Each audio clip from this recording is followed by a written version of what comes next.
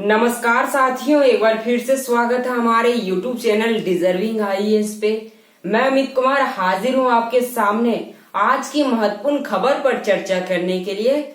खबर है हमारी, एक ऑथर हैं जिनका नाम है सलमान रश्दी। इन पर न्यूयॉर्क के अंदर उपन्यासकारों की मीटिंग के दौरान चाकू से हमला किया गया। ये एक ऐसे शख्स हैं जिनके खिलाफ आज से 33 साल पहले मौत का फतवा जारी किया गया। फतवा यानी कि मुस्लिम धर्म के अंदर जो कानून लागू की जाती है उसे फतवा कहा जाता है। और इनके खिलाफ 1989 में मौत का फतवा जारी किया गया था। ऐसे हमें ये जान लेना जरूरी है कि आखिर कौन है ऑथर सलमान रश्दी और इनके खिलाफ मौत का फतवा क्यों जारी किया गया था और क्या वो मौत का फतवा आज भी कायम था। इस पर आज हम लोग विचार करने वाले हैं। तो चलिए शुरू से शुरुआत करते हैं।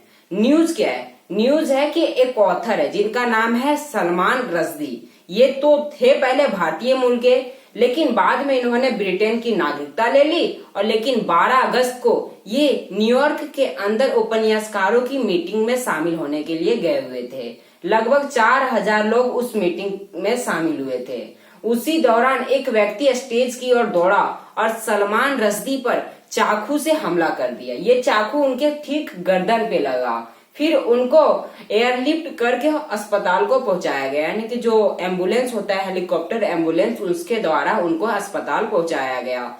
और चाकू गर्दन पर लगने के कारण वो अभी वेंटिलेटर पे हैं, सुरक्षित हैं, लेकिन वो बोल नहीं पा रहे हैं। न्यूयॉर्क पुलिस के द्वारा एक स्टेटमेंट जारी कर कहा गया कि वो व्यक्ति यानी कि जो हमलावर है वो पकड़ा गया, लेकिन उन्होंने उन पर हमला क्यों किया इस बात की पुष्टि अभी तक नहीं की जा रही है। लेकिन इस हमले को इस बात से रिलेट की जा रही है कि इनकी एक पुस्तक थी सेनेटिक वर्सेस। ये इनके लिए हमेशा विवादों में रहे थे और इसी को लेकर इनके खिलाफ मौत का फतवा जारी किया गया है। आइए हम लोग जान लेते हैं सलमान रश्दी के बारे में।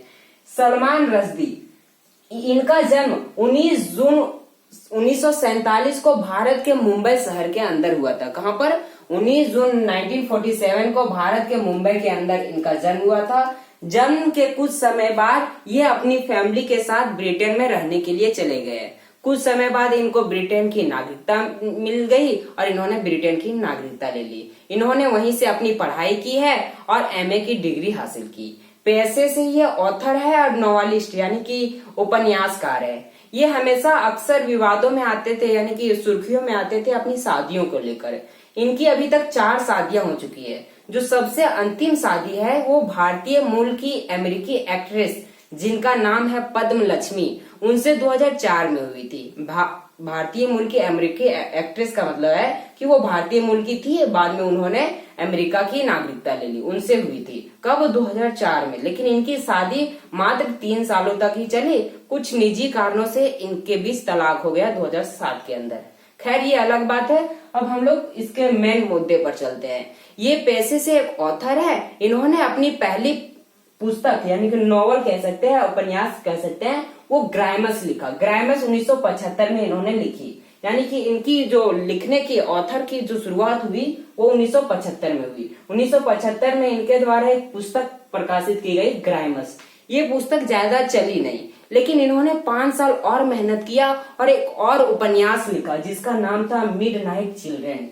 इनके लिए इन्होंने ये पुस्तक यानी कि ये जो मिडनाइट चिल्ड्रेन है इन्होंने 1981 में लिखी, 1981 में। और इसके लिए इस मिडनाइट चिल्ड्रेन को इतना पसंद किया गया कि इससे एसएससी ने कई बार पूछा है। और साथ में इनको इस पुस्तक के लिए ये बुकर प्राइज भी दिया गया 1981 के अंदर। 1983 में बेस्ट ऑफ द बुकर पुरस्कार से भी इनको सम्मानित किया गया है। यानी कि इस पुस्तक के लिए इनको 2 अवार्ड दिया गया। कौन कौन सा? 1991 में बुकर प्राइज और 1981 के अंदर, और 1983 के अंदर बेस्ट ऑफ द बुकर पुरस्कार से इनको सम्मानित किया गया है। इन्होंने अभी तक कुल मिलाकर 30 पुस्तक और उपन्यास लिखे हैं। ठीक है, अब हम लोग मेन मुद्दे पर चल लेते हैं जिनसे ये विवादों में हमेशा रहे हैं। इन्होंने 1988 में एक पुस्तक को प्रकाशित किया जिसका नाम था द स्टैटिक वर्सेस।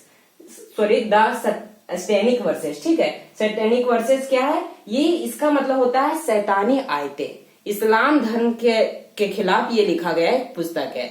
ये धर्म से भी इस्लाम थे, लेकिन बाद में इन्होंने धर्म परिवर्तन करवा लिया। तो इन्होंने द सैटेनिक वर्सेस नाम की एक किताब लिखी, जिसका हिंदी मतलब होता है शैतानी आयतें। मैंने इस पुस्तक को पढ़ी नहीं है, लेकिन जितना न्यूज मीडिया से मुझे पता चला, इसमें पता चला कि इसमें पैगंबर मोहम्मद हैं, उनके खिलाफ विवादित बातें की गई, यानी कि आपत्तिजनक जो बातें हैं पैगंबर मोहम्मद के खिलाफ, वो लिखी गई है। इससे लोग इनके खिलाफ विरोध प्रदर्शन करने लगे, यानी कि इस पुस्तक के खिलाफ इस्लाम धर्म के लोगों ने आपत्ति जताना शुरू कर दिया और इसे इस निंदा करार दिया, यानी कि ब्लास्फेमी जिसको बोलते हैं, उसे इस निंदा करार दिया गया। दुनिया के कई देशों ने इस पुस्तक को बैन रखा है, भारत ने भी इस पुस्तक को बैन रखा है। अभी तक ये भारत के अंदर बैन है। इस पुस्तक को बैन करने वाला दुनिया का पहला देश भारत ही था। उस समय राजीव गांधी जी भारत के प्रधानमंत्री थे और उन्होंने इस पुस्तक को बैन किया। 1988 में यह पुस्तक प्रकाशित हुई थी और 1989 में मुंबई के अंदर सलमान रश्दी के खिलाफ विरोध प्रदर्शन जारी हुए थे। किस लिए? कि सलमान रश्दी को गिरफ्तार किया जाए और उनको सजा सुनाई जाए, क्योंकि उन्होंने पैगंबर मोहम्मद की कुछ आपत्तिजनक बातें की है इस पुस्तक में। और इस विरोध प्रदर्शन में जो 1989 में मुंबई के अंदर हुई, उसमें पुलिस की गोलाबारी से 12 लोग मारे गए और 40 लोग घायल हो गए। समझिए कि ये कितनी विवादित पुस्तक है सैटेनिक वर्सेस। और भी विवादित चीजें इसमें जो मैं आपको आगे बताने वाला हूँ। तो इसके लिए मुंबई के अंदर क्या विरोध प्रदर्शन होने लगे, जिसके कारण 12 लोग मारे गए और 40 से अधिक लोग शहीद हो गए। ये पुस्तक इतनी विवादित है कि ये ईरान के इस्लामिक क्रांति के नेता, जिनका नाम है, मैं लिख कर तो लाया था, आयतुल्ला खुमैनी, ईरान के इस्लामिक क्रांति के नेता क्या है, आयतुल्ला खुमैनी, इन्होंने 1989 में इनके खिलाफ मौत का फतवा जारी कर दिया। मौत का फतवा कि ये जहां भी दिखे आप इसे मार दें। ये किनके लिए जारी किया गया था?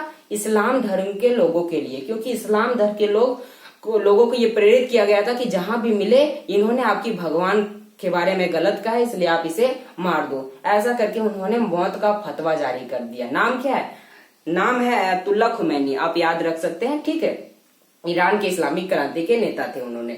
तो उन्होंने मौत का फतवा जारी कर दिया और उस समय से ये छिप कर रहने लगे। 3 अगस्त 1989 की बात है, लंदन के अंदर RDX विस्फोट किया गया इनके खिलाफ। इन पर जानलेवा हमला किया गया, लेकिन उस हमले से ये बच गए। और उस समय से ब्रिटेन सरकार को लगा कि इनको पुलिस प्रोटेक्शन दिया जाना चाहिए। और उस समय से, यानी कि 3 अगस्त 1989 से ये पुलिस प्रोटेक्शन की हिरासत में है, यानी कि जहां भी जाते हैं पुलिस प्रोटेक्शन को लेकर जाते हैं। और उस समय से ये सुरक्षित थे। अभी ये फिलहाल 12 अगस्त को वहां पे गए हुए थे।